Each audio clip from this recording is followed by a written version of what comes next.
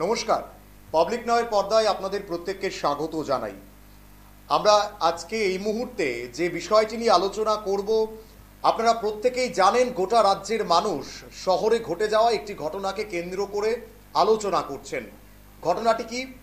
উষাবাজার ভারতরত্ন সংঘ ক্লাবের যিনি সম্পাদক রয়েছেন দুর্গা প্রসন্ন দেব, দুর্গা প্রসন্ন হত্যাকাণ্ডকে নিয়ে গোটা রাজ্যেই আলোচনা হচ্ছে।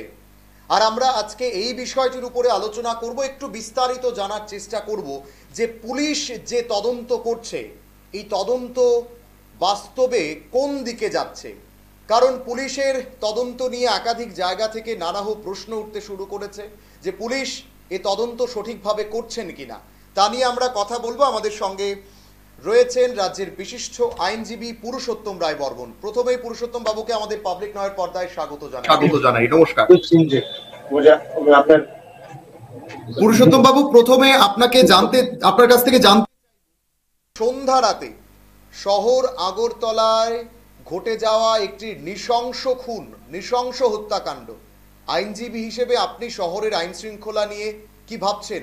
কতটা ঠিক রয়েছে রাজ্যের বা শহরের আইন শৃঙ্খলা? নাগরিক হিসাবে আমি আতঙ্কিত। আইনজীবী তো পরে, আগে তো একজন আমি নাগরিক, এই শহরের মানুষ, এই শহরে জন্ম হয়েছে, এখানে বড় হয়েছে।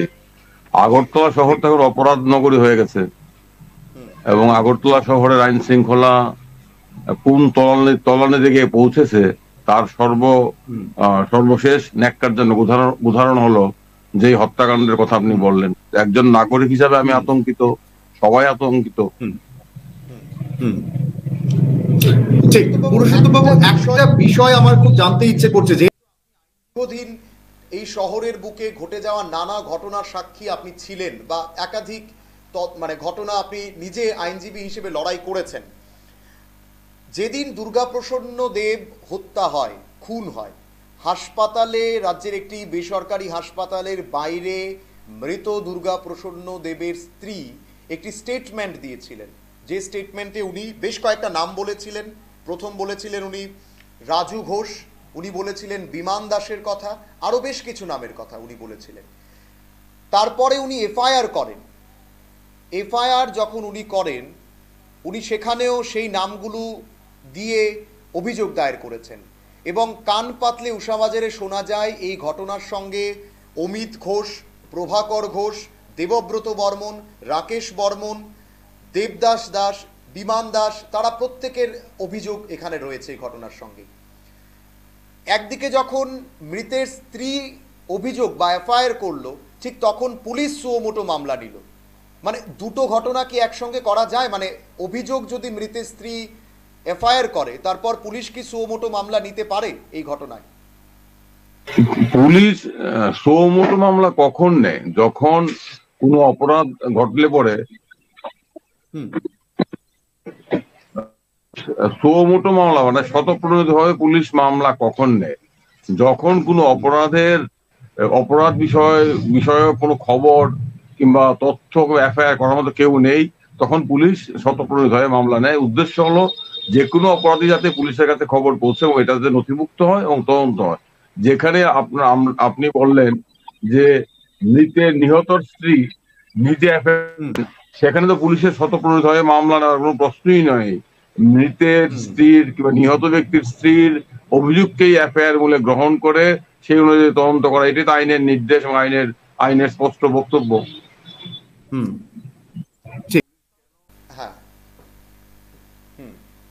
কেন নেবে? যেখানে নিহতর স্ত্রী নিজে স্বতঃপ্রণোদিত হয়ে নিজে মামলা করেছেন, এফআইআর করেছেন, সেটাই তো ফার্স্ট ইনফরমেশন।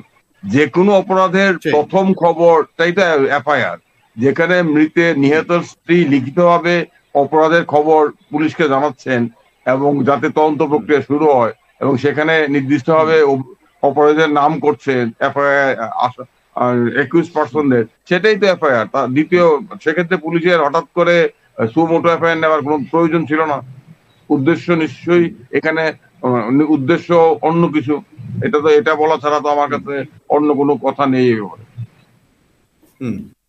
আর কি মনে হয় যে পুলিশ এই স্বতঃপ্রণোদিত মামলাটা নিয়ে নিজের মতো করে, নিজেদের মতো করে তদন্তটা করতে চাইছে, অর্থাৎ যেভাবে বলে ত্রিপুরা রাজ্যের পুলিশের তদন্ত প্রক্রিয়ার উপর আমাদের আস্থা থাকার কোনো কারণ নেই। পুলিশ যদি সঠিকভাবে তদন্ত করে তাহলে পুলিশ অপরাধের কুল কিনারা অবশ্যই করতে পারে। অপরাধের সুলুক সন্ধান পুলিশের পক্ষে করা কঠিন নয়, কিন্তু পুলিশ শতকরা ৯৯% ক্ষেত্রে সঠিকভাবে তদন্ত করে না। আরেকটা কথা বলবো, এই যে এখন কাগজে দেখছি যে ঘটনা ঘটলো সেখানে পাচার বাণিজ্য, নেগোসিয়েশন বাণিজ্য, মাফিয়া রাজ, এগুলো তো পুলিশের, প্রশাসনের, রাজনীতিবিদদের প্রত্যক্ষ মদত ছাড়া এগুলো চলতে পারে না।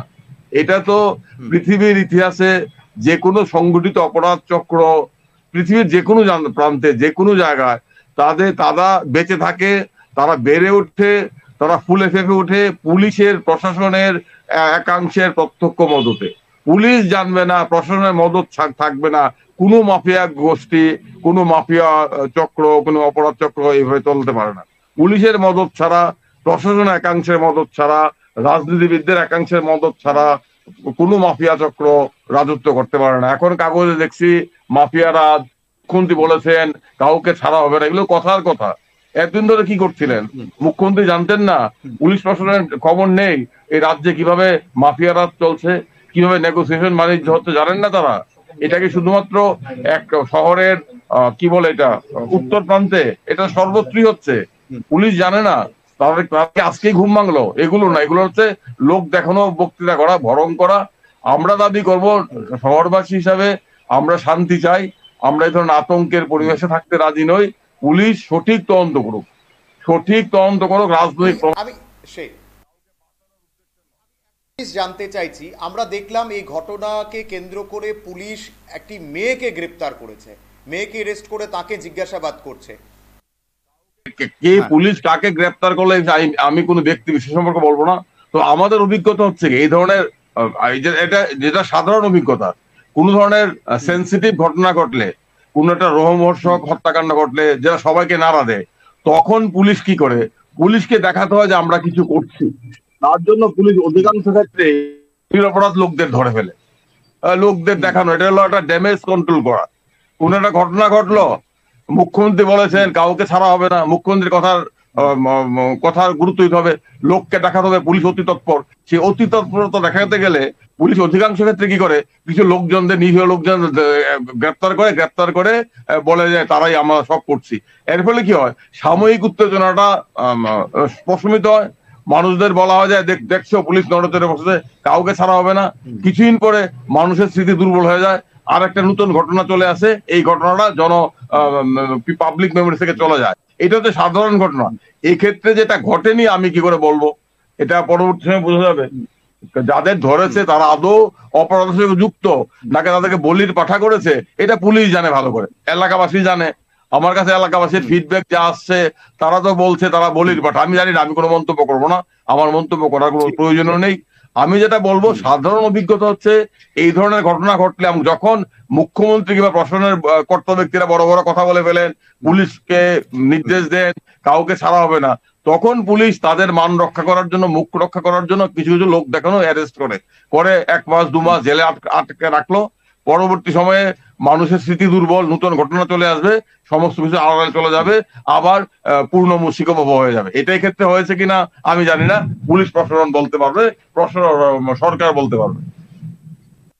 একটা জিনিস আপনার কাছ থেকে জানতে চাইবো, যেহেতু আপনি আইনের লোক, আইন নিয়ে সারাদিন থাকেন, মৃতের স্ত্রী বাইরে, হাসপাতালের বাইরে বসে একটা কথা তিনি পুলিশের বিরুদ্ধে বলেছিলেন, যে এই যে রাজু বর্মন, বিমান দাস, তারা এয়ারপোর্ট থানার ওসিকে হাত করে নিয়েছে, প্রচুর টাকা এয়ারপোর্ট থানার ওসি এই রাজু বর্মন এবং বিমান ঘোষদের কাছ থেকে হাপ্তা নিত।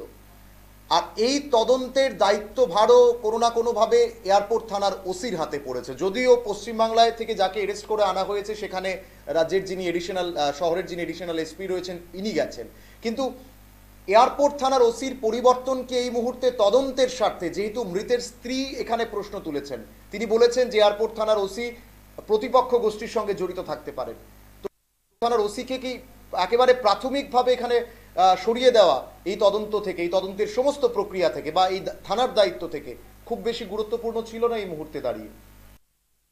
মৃতের স্ত্রী কি বলেছেন আমি জানি না, তবে আমি এটা জানি, আমার কাছে কালকে ওই এলাকার লোকজন এসেছিল, তারা বলেছে যাদের নামে অভিযোগ তারা তো গত 3 বছর ধরে এলাকায় রাজনৈতিক সন্ত্রাস করে বেড়াচ্ছেন। এই লোকসভা বিধানসভা নির্বাচনের উপরে তারা অনেকের বাড়ি ঘর পুড়িয়েছে, তো তারা তো অপরাধের সাথে যুক্ত। এটা আমি তো আর নিজস্ব কথা অভিজ্ঞতা থেকে বলছি না, এলাকার লোকজন কালকে আমাকে এসে জানিয়ে গেছেন যে স্যার কিংবা দাদা, এই যাদের নামে করা হচ্ছে তারা তো আমাদের বাড়ি ঘর পুড়িয়ে দিয়েছিল, তাদের নামে তো পুলিশের তাদের দোস্তি আছে। আর আমি তো প্রথমেই বলেছি, কোনো অপরাধ চক্র, কোনো নেগোসিয়েশন বাণিজ্য, যে কোনো বাণিজ্যই পুলিশের একাংশের প্রত্যক্ষ মদত ছাড়া হতে পারে না। আর এখানে মৃতের স্ত্রী কিংবা নিহত ব্যক্তির স্ত্রী যে অভিযোগটা করেছেন, এই অভিযোগটা নিশ্চয়ই করার বাস্তবসম্মত কারণ আছে, উনি ওনার অভিজ্ঞতা থেকে দেখেছেন, বলেছেন। সেক্ষেত্রে ওসিকে তদন্তের সাথে যুক্ত না রাখা উচিত। কিন্তু কে শুনে কার কথা? এখানে তো রাজ্যে আইনের শাসন নেই, এখানে তো পুলিশ বিজেপির দলীয় শাখা হয়ে গেছে। তো সেই কারণে এখন বাইরে থেকে তো ইন্টারপোল এসে তো দিয়ে তদন্ত করানো যাবে না। আমরা বলতে পারি যে সিআইডি কে দিয়ে অন্তত তদন্ত করা হোক এবং এই তদন্ত আদালতের নজরদারিতে করা হোক, এটুকু আমি বলতে পারি একজন নাগরিক হিসেবে। কারণ আমি চাইবো এই ধরনের জঘন্য নারকীয় হত্যাকাণ্ড এর সুষ্ঠু কিনারা হোক, যাতে করে দ্বিতীয়বার এই ধরনের ঘটনার ক্ষেত্রে, অপরাধ সংগঠিত করার ক্ষেত্রে অপরাধে একবার চিন্তা করে। দায়িত্ব প্রশাসনের, দায়িত্ব পুলিশের, কিন্তু তারা তো করবে না, তাদের তো চোখ মুখ বাঁধা, তারা তো দায়িত্ব পালন করেন না, তারা তো আইনের পথে থাকেন না। এখন দেখা যাক কি হোক। আপনারা এই ধরনের অনুষ্ঠান করছেন, ভালো হচ্ছে। আপনাদের যদি উদ্দেশ্য হয় যে সুষ্ঠু তদন্ত হোক, নিরপেক্ষ তদন্ত হোক, অপরাধের কুল কিনার হোক, ভালো কথা। এই ধরনের আলোচনার গুরুত্ব আছে। এখন যাদের এই আলোচনা শোনার কথা তাদের কান তো তালা বন্ধ, তবুও আমাদের এই ধরনের আলোচনা চালিয়ে যেতে হবে। ঠিক ঠিক। অসংখ্য ধন্যবাদ পুরুষোত্তম বাবু, আমাদেরকে সময় দেওয়ার জন্য আপনাকে অসংখ্য ধন্যবাদ জানাই। আমরা কথা বলছিলাম রাজ্যের একজন বিশিষ্ট আইনজীবী পুরুষোত্তম রায় বর্মন আমাদের সঙ্গে ছিলেন। খুব গুরুত্বপূর্ণভাবে, গুরুত্ব সহকারে উনি কিন্তু গোটা প্রাইমা ফেসি যে বিষয়গুলো রয়েছে সেগুলো বোঝানোর চেষ্টা করেছেন। আমরা আলোচনার মূল কয়েকটা বিষয় রেখেছিলাম। কারণ কি, এই যে ঘটনাটা হলো, এই যে সন্ধ্যা রাতে শহর আগরতলার খানিকটা দূরে এইভাবে নৃশংস খুন হয়ে যাওয়া, এবং খুন হয়ে যাওয়ার পর যিনি মারা গেছেন, মৃতের স্ত্রী দাবি করছেন অভিযোগকারীদের নাম, যারা অভিযুক্ত তাদের নাম মৃতের স্ত্রী বলছেন আর হসপিটালের বাইরে বসে। সেই জায়গায় পুলিশ কাদের অ্যারেস্ট করছে?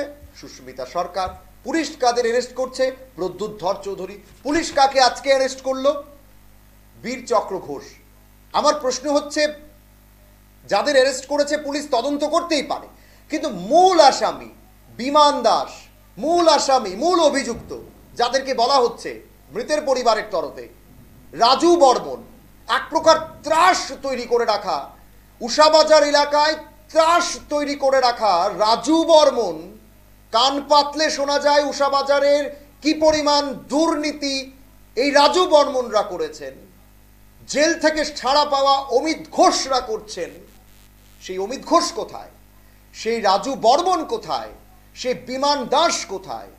ঘটনার পর তো সঙ্গে সঙ্গে তারা পালিয়ে যায়নি। পুলিশ কি করছিল? এয়ারপোর্ট থানার ওসি কি করছিলেন? এয়ারপোর্ট থানার ওসির বিরুদ্ধে গুরুতর অভিযোগ। উনি হাপ্তা নিতেন রাজু বর্মনদের কাছ থেকে, উনি হাপ্তা নিতেন বিমান দাসদের কাছ থেকে। সেই ওসি এই ঘটনার তদন্ত করবে। যেই ওসির বিরুদ্ধে এত অভিযোগ, যেই ওসির বিরুদ্ধে মৃতের স্ত্রী অভিযোগ করছে, সেই ওসি তদন্ত করবে।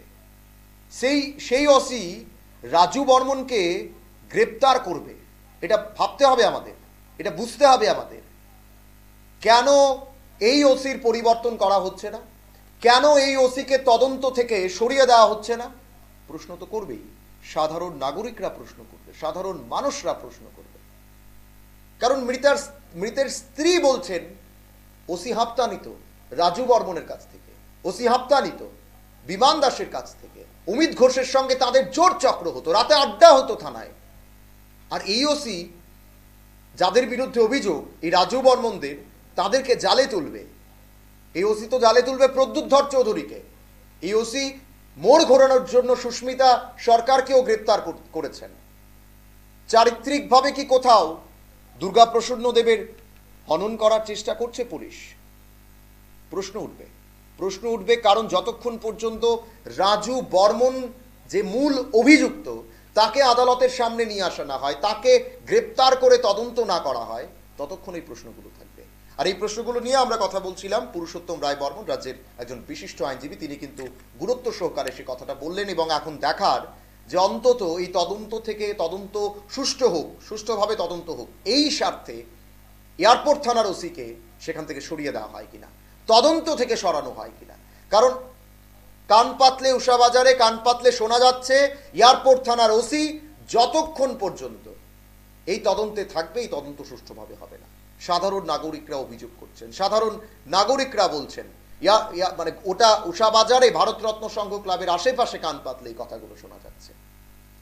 এখন দেখার রাজ্যের প্রশাসন, পুলিশ প্রশাসন এই ওসিকে এই তদন্ত থেকে সরিয়ে রাখেন কিনা। আপাতত এখানেই শেষ করছি। ভালো থাকবেন, সুস্থ থাকবেন, আর অবশ্যই দেখতে থাকবেন পাবলিক নাও। নমস্কার।